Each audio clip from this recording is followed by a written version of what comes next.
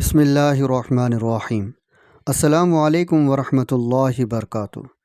ناظرین، رمضان المبارک کی آمد ہے وہ مہینہ جس میں آسمان کے دروازے کھول دیے جاتے ہیں، رحمت نازل ہوتی ہے، گناہ معاف کیے جاتے ہیں اور دلوں کو بدلنے کا موقع دیا جاتا ہے۔ مگر ذرا ٹھہریے، ایک لمحہ رک کر سوچئے، اگر آپ کے گھر میں یہ تین خاموش چیزیں موجود رہیں تو رمضان کی برکتیں بھی آپ کے حالات نہیں بدل پائیں گے، بلکہ تنگ دستی، بے سکونی، بری حالات آپ کا مقدر بن سکتی ہے۔ اس لیے رمضان سے پہلے انہیں پہچان لینا اور گھر سے نکال دینا بے حد ضروری ہے، ورنہ نقصان ایسا ہو سکتا ہے جس کا اندازہ بھی نہیں۔ ہر گھر میں ایک چھوٹی سی بظاہر معمولی چیز ہوتی ہے جو آہستہ آہستہ سب کچھ خراب کرتی چلی جاتی ہے۔ کیا آپ جانتے ہیں وہ کیا ہے؟ اگر آج اسے نہ نکالا گیا تو یہی چیز آپ کے گھر میں غربت، بدقسمتی، منفی اثرات کے کھلا عام داخل ہونے دیں گے۔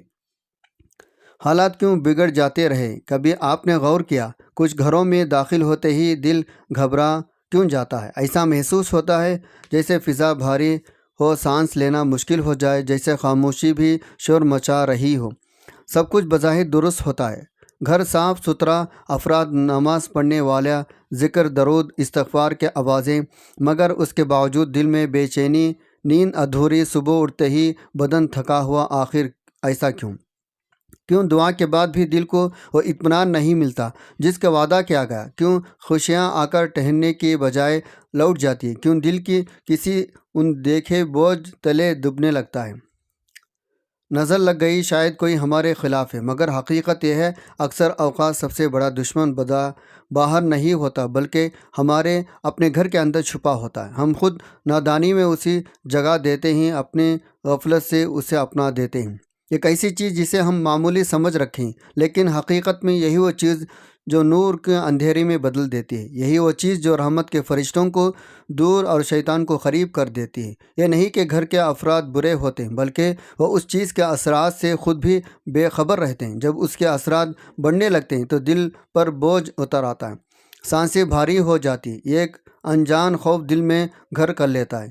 انسان دعا کرتا ہے، روزہ رکھتا ہے، عبادت میں کھڑا ہوتا ہے، مگر سکون و کیفیت نصیب نہیں ہوتی۔ اس کی وجہ وہی ہے، چھپی ہوئی جو چیز ہوتی ہے جسے ہم نظر انداز کر کے اپنے گھر میں جگہ دے بیٹھتے ہیں۔ لیکن خوشخبری یہ ہے، اگر آپ آج اس حقیقت کو جان لیں اور وہ چیز اپنے گھر سے نکال دیں، آپ خود محسوس کریں گے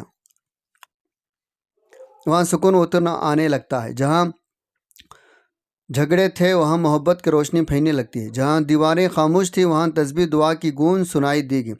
سب سے بڑھ کر رمضان مبارک کے بابرکت دنوں میں آپ وہ محسوس کریں گے اللہ تبارک تعالیٰ کی رحمت خود چل کر آپ کے دروازے تک آ گئی۔ آپ کا گھر واقعی برکتوں سکون کا گھر بن گیا۔ آج کی اس ویڈیو میں آپ کو وہ راز بتانے والا ہوں جو شاید آپ کی پوری زندگی کا رخ بدل دے۔ ایک ایسا راز اگر آپ نے آج اسے سمجھ لیا، دل سے مان لیا، اس پر عمل کر لیا تو آپ کا گھر بے سکونی سے نکل کر برکت، سکون، رحمت کے سفر پر چل پڑے گا۔ یہ وہی چیز ہے جو خاموشی سے منفی اثرات کو دعوت دیتی ہے۔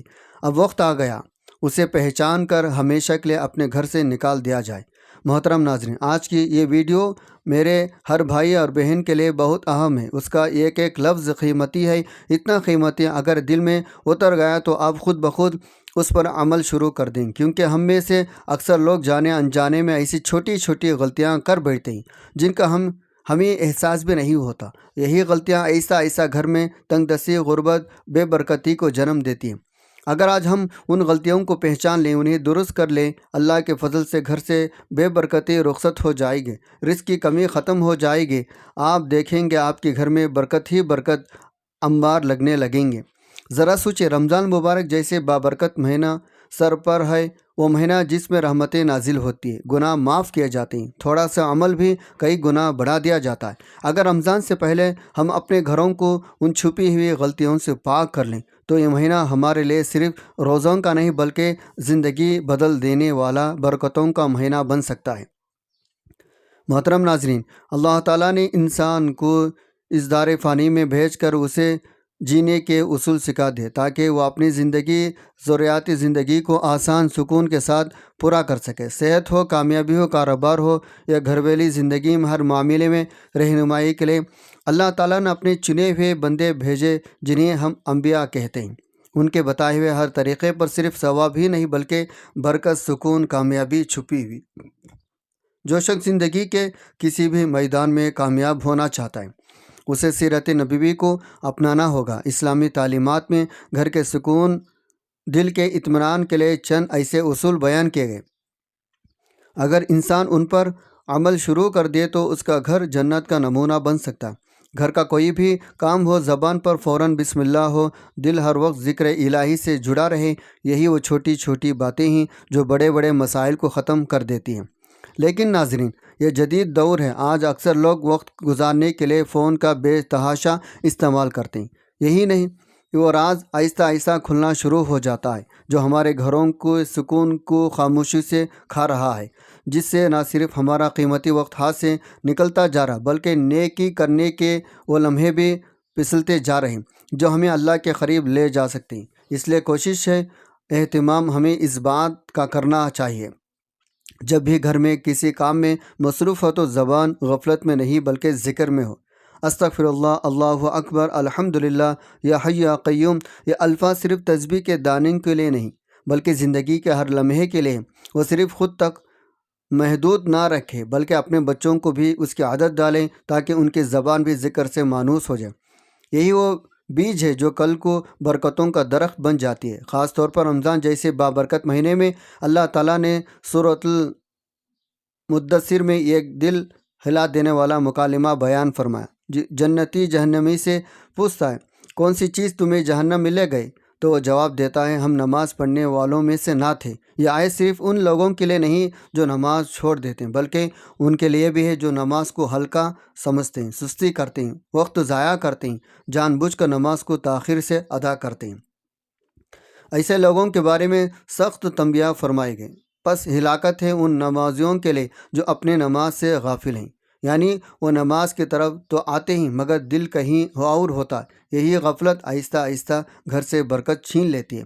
لہٰذا اگر آپ اپنے گھر میں سکون، رحمت اور برکت چاہتے ہیں، نماز کا اہتمام گھر کے اندر کیجیے۔ فرض نمازوں کے ساتھ ساتھ نوافل، سنتی لازمی گھر میں ادا کیا کریں، اس کے لیے بے شمار فائدے ہیں۔ ایک تو بچے دیکھ کر خود نماز کی طرف راغب ہوتے ہیں، اور دوسرا یہ کہ گھر میں فرشتوں کی آمد ہوتی ہے اور برکت ٹھہر جاتی ہے۔ گھر میں برکت کے لیے قرآن مجید کی تلاوت کو معمولی بنائیں، چاہے تھوڑی ہی کیوں نہ ہو، مگر روزانہ ہو، ایک صفحہ ہی صحیح لیکن مسلسل ہو۔ اپنے بچوں کو بھی روز ایک صحیفہ تلاوت کر کے سنائیں تاکہ ان کے دل میں قرآن سے محبت پیدا ہو جائے۔ یاد رکھیں، قرآن کی کوئی بھی سورت پڑھی جائے وہ گھر میں نور، برکت لے کر آتی ہے۔ خصوصاً رمضان مبارک میں تو قرآن کا ہر حرف کئی گنا بڑھا دیا جاتا ہے۔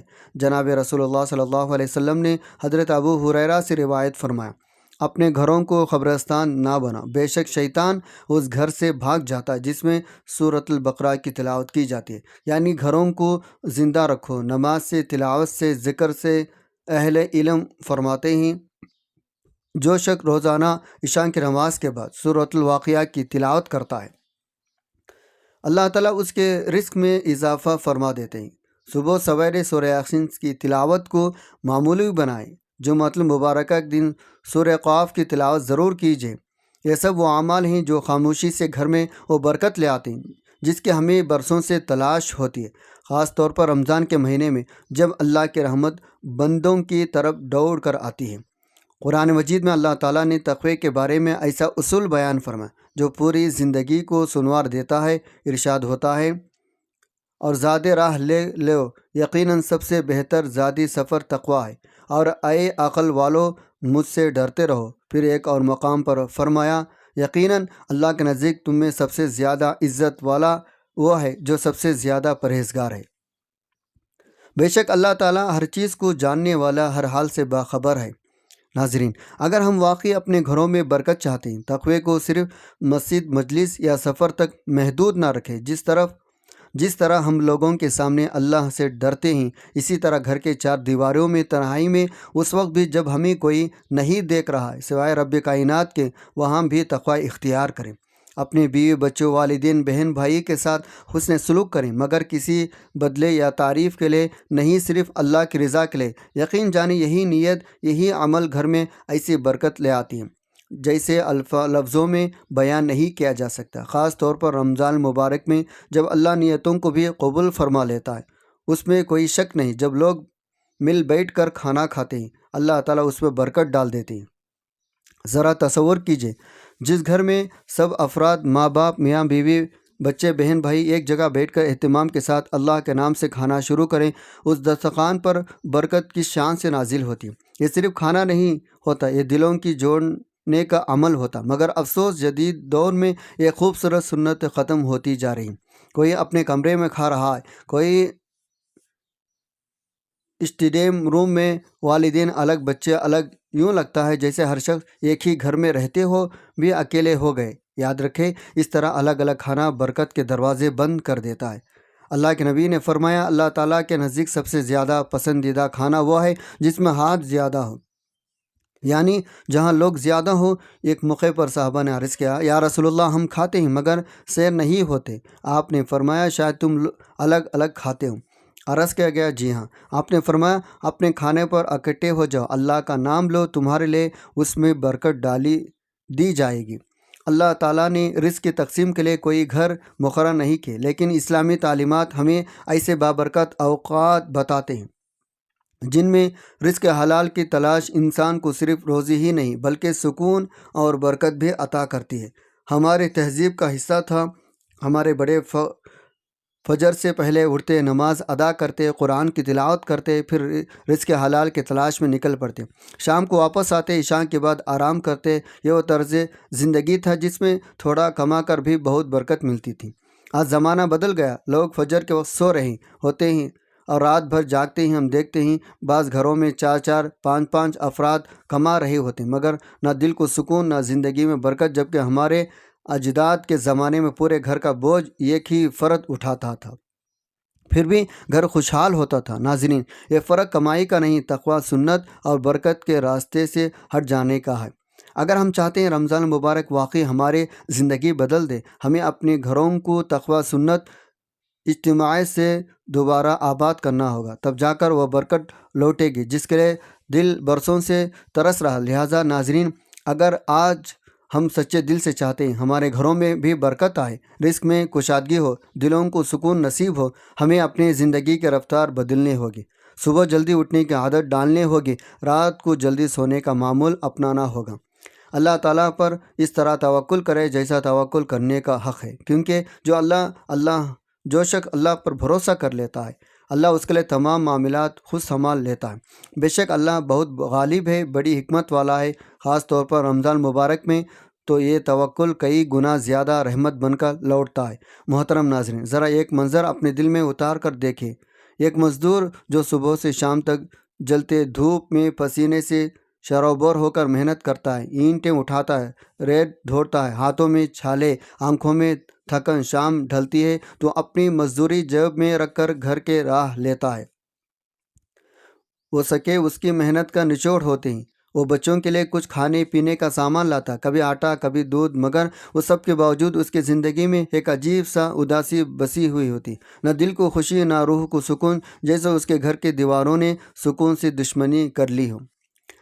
ہر رات وہ سجدے میں گر جاتا، آنسو زمین پر گرتے ہیں، زبان پر ایک ہی فریاد ہوتی، یا رب، میں حلال کماتا ہوں، فضول خرچ نہیں کرتا، نماز پڑھتا ہوں، ذکر کرتا ہوں، پھر بھی میرے گھر میں برکت کیوں نہیں؟ مگر جواب خاموشی کے سوا کچھ نہیں ہوتا۔ دل بے چین رہتا ہے، تنگ دستی جیسے اس کے دروازے سے لپٹ کر بیٹھ گئی ہو۔ آخر ایک دن اس کے ملاقات گاؤں کے ایک بزرگ سے ہو جاتی ہے۔ مزدور ٹوٹے ہوئے آواز میں اپنے دکھ بیان کرتا ہے، آنکھوں میں نمی لیے کہتا ہے، میں حلال کماتا ہوں، حلال کھاتا ہوں، مگر میرا گھر بے سکونی کا گہوار بنا ہوا، خوشی جیسے مجھ سے رٹ گئی۔ بزرگ مسکراتے ہوئے بڑی نرمی سے کہتے، بیٹا آج کی مزدوری سے کوئی چیز نہ خریدنا، صرف 2 کلو مٹھائی لینا، میرے پاس لے آنا، میں اس پر کچھ پڑھوں گا۔ پھر جب شام کو گھر پہنچو دروازے پر کھڑے ہو کر ذرا کان لگا کر سننا، تمہارے گھر کے اندر سے کون سی آواز آتی ہے۔ تمہارے گھر میں رکھی ایک چیز تمہارے تنگدستی بے سکونی کا راز خود کھول دے گی۔ مزدور حیران تو ہوتا ہے مگر خاموش رہتا ہے۔ دن بھر کی محنت کے بعد شام ڈھلے 2 کلو مٹھائی خریدتا ہے، گھر کی طرف چل پڑتا ہے۔ جیسے ہی وہ گھر میں قدم رکھتا ہے اسے یوں محسوس ہوتا ہے 3 چیزیں ایسی ہیں جو اس کے گھر میں تنگدستی بے سکونی کو کھلے عام دعوت دے رہی ہے۔ پہلی چیز، جب دیواروں پر شکر کے جگہ ناشکری لکھ دی جائے، کچھ گھروں میں داخل ہوتے ہی ایک عجیب سی خاموشی استقبال کرتی ہے، نہ شور نہ آواز نہ ہنسی، جیسے ہوا نے بھی سانس روک لی ہو۔ دیواریں خاموشی ہوتی ہیں مگر بہت کچھ کہہ رہی ہوتی ہے۔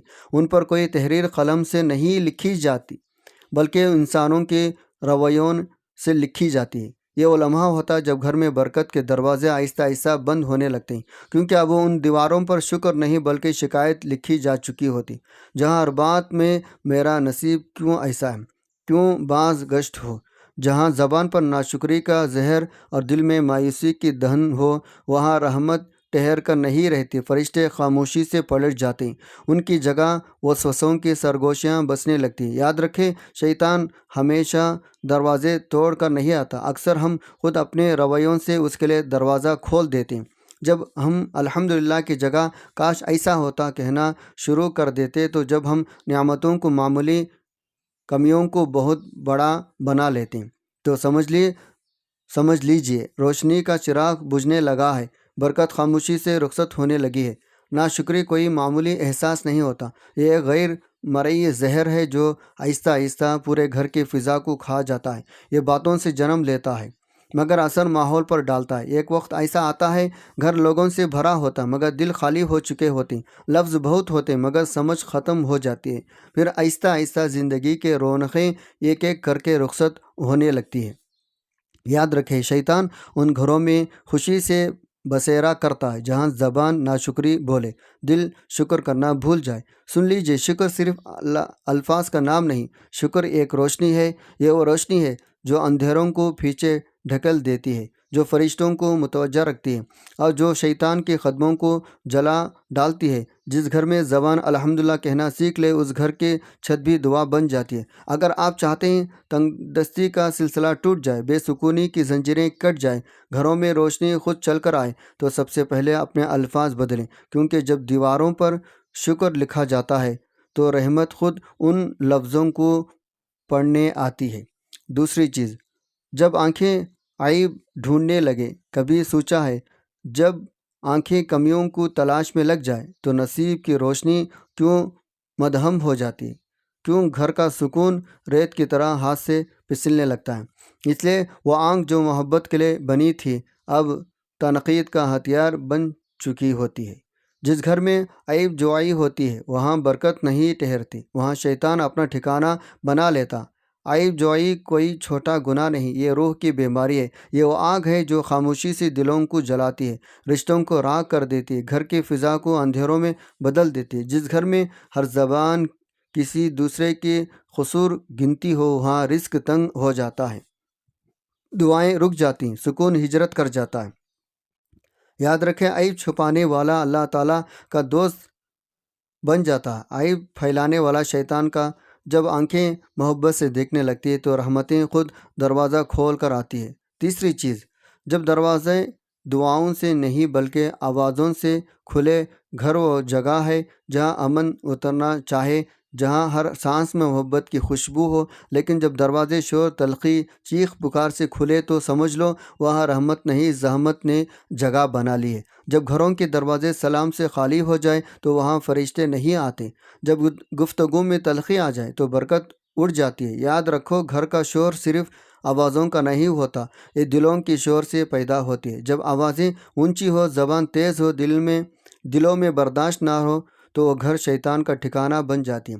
اگر تم چاہتے ہو تنگدستی تمہارا مقدر نہ بنے تو اپنے گھروں کے دروازے آوازوں سے نہیں دعاؤں سے کھولو۔ سلام کو اپنا دہلیز کا پہلا لفظ بناؤ اور درود کو اپنے دروازے کا پہرہ دار بناؤ۔ ناظرین، اللہ تعالیٰ سے دعا ہے وہ ہمیں نیکی کی بات سننے، سمجھنے، اس پر عمل کرنے کی توفیق عطا فرمائے۔ میرا سنانا، آپ کا سننا اپنے بارگاہ الہی میں قبول و منظور فرمائے، ہمارا خاتمہ ایمان پر فرمائے، آمین یا رب العالمین۔ ناظرین، اگر ویڈیو اچھی لگی ہو لائک ضرور کریں، اپنے دوستوں کے ساتھ شیئر کریں، چینل کو سبسکرائب کریں، کمنٹ باکس میں اللہ تعالیٰ کے 99 ناموں میں سے کوئی ایک نام ضرور لکھیں۔ جزاک اللہ خیرن کثیرہ۔ اللہ تعالیٰ ہم سب کا حامی و ناصر ہو، آمین۔ السلام علیکم ورحمۃ اللہ وبرکاتہ۔